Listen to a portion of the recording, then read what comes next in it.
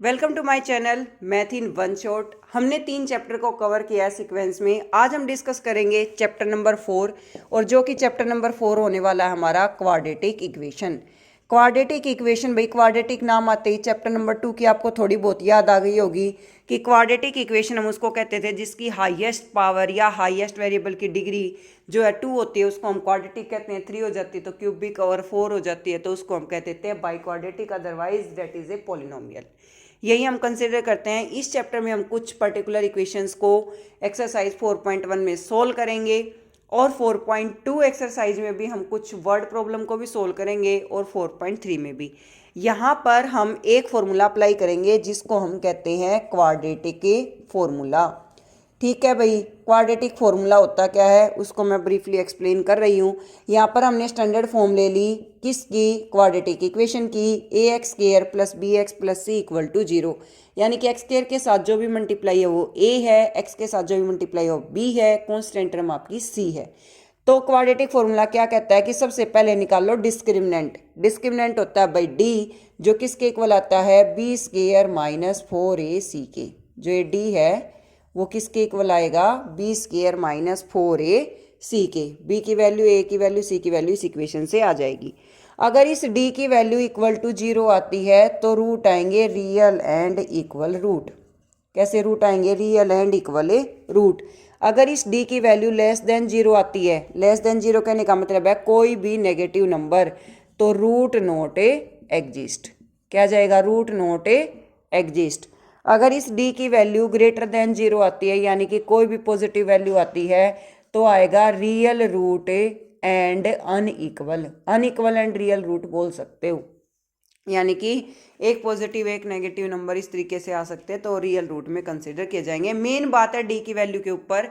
अगर हमारी डी की वैल्यू पॉजिटिव आई तो रूट एग्जिस्ट करेंगे, 0 आई तब भी करेंगे, अदरवाइज नहीं करेंगे।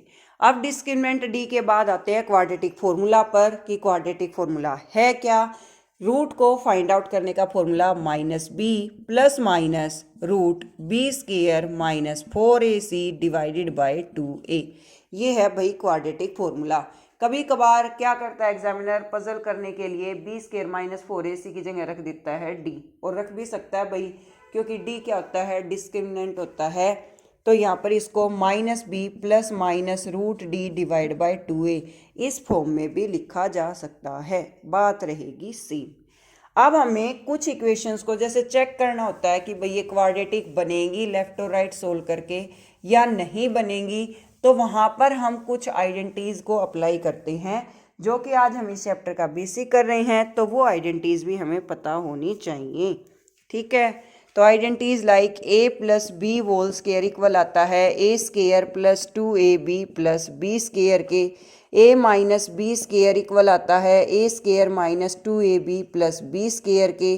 फिर a plus b into a minus b equal आता है a square minus b square के।